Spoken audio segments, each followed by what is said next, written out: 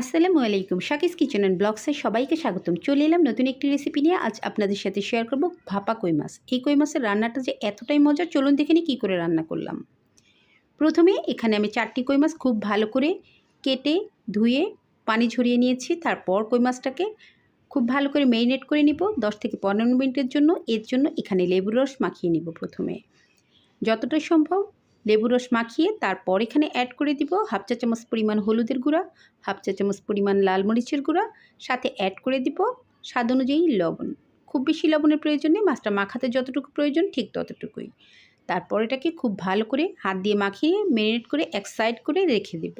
ভাপা কই মাছ রান্না করার জন্য আমি একটা এক্সট্রা মশলা তৈরি করে নিব। এর জন্য এখানে হাফ চা চামচ পরিমাণ খাবার যে নর্মাল জিরা, সেই জিরাটা নিয়ে নিলাম। হলুদ সরিষা হাফ চা চামচ পরিমাণ, এখানে হাফ চা চামচ পরিমাণ পোস্তদানা নিয়ে নিলাম। যদি পোস্তদানা হাতের কাছে না থাকে সেক্ষেত্রে এটা স্কিপ করতে পারেন। সাথে কয়েকটা কাঁচামরিচ দিয়ে এই মশলাটা আমি বেটে নেব। তারপর আমি আরেকটি মশলা তৈরি করে নিব। এই মশলায় মাছটাকে খুব ভালো করে ম্যারিনেট করে নেব। এখানে দিয়ে দিলাম হাফ কাপ পরিমাণ পেঁয়াজ বাটা, 1 চা চামচ পরিমাণ আদা রসুন বাটা, আর যে পোস্তদানা বাটা দিয়ে মশলা রেডি করে রেখেছিলাম সেটা এখানে অ্যাড করে দিলাম। স্বাদ অনুযায়ী লবণটা অ্যাড করে দিলাম। লবণটা অবশ্যই বুঝে দিবেন, মাছটাও কিন্তু লবণ দিয়ে ম্যারিনেট করেছি। 1 চা চামচ পরিমাণ লাল মরিচের গুঁড়া, 1 চা চামচ পরিমাণ হলুদের গুঁড়া। তারপর এখানে অ্যাড করব সরিষার তেল। অবশ্যই চেষ্টা করবেন যে কোনো ভাপা রান্না অথবা পাতুরি রান্নাতে সরিষার তেল অ্যাড করতে। সরিষার তেল প্রায় 1/3 কাপ পরিমাণ। তেলের পরিমাণটা একটু বেশি লাগবে এখানে। তারপর সব মশলা তেলের সাথে ভালো করে মিশিয়ে নিতে হবে।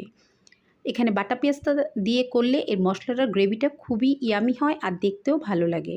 সব মশলাগুলো যখন মাখানো হয়ে যাবে তখন আগে থেকেই ম্যারিনেট করে রাখা কই মাছগুলো অ্যাড করে মশলার সাথে মাখিয়ে নেব। এই রান্নাটা যে একবার খেয়েছে সে অবশ্যই আরেকবার খেতে চাইবে। অসম্ভব মজার এই কই ভাপাটা আপনারা একবার হলেও ট্রাই করতে পারেন। আমি যেভাবে করি সেটাই আপনাদের সাথে আজ শেয়ার করলাম। কই মাছ যদি হাতের কাছে না থাকে সেক্ষেত্রে আপনারা যে কোনো বড় মাছ দিয়ে এটা করতে পারেন। এটা কিন্তু অসম্ভব মজার। আমি আবার বলছি, এটা একবার খেলে আপনাদের আরেকবার খেতে ইচ্ছে করবে। এর ঝোলটা কতটা মজার, কতটা ইয়ামি সেটা নিজে না খেলে কখনোই বোঝা যাবে না। অবশ্যই ধোয়া ওঠা গরম ভাতের সাথে খেতে হবে। তারপর আমি যে বক্সে এটাকে ভাপে দিব সেই একটি টিফিন বাটি নিয়ে নিলাম। সাথে সামান্য একটু সরিষার তেল প্রথমে দিয়ে তারপর একে একে মাছগুলোকে বসিয়ে নিব। আমার যেহেতু বাটিটা খুব বেশি বড় ছিল না, আমি এখানে 4টা মাছ দিতে পারি নাই, আর আমি একটার উপর আরেকটা মাছ দিতেও চাই না, সেজন্য এখানে আমি 3টা মাছ ভাপে ভালো করে রান্না করে নেব। সবগুলো মশলা উপর থেকে দিয়ে দেব। আর এভাবেই রান্না করলে খুবই মজার হয়। আমি সেই বাটিটা ধুয়ে সামান্য একটু পানি অ্যাড করে দিলাম। ফ্লেভারের জন্য কাঁচামরিচ অ্যাড করে দিলাম। আর এই কাঁচামরিচটা ঝাল হবে না, শুধুমাত্র কাঁচামরিচের একটা ফ্লেভার থাকবে।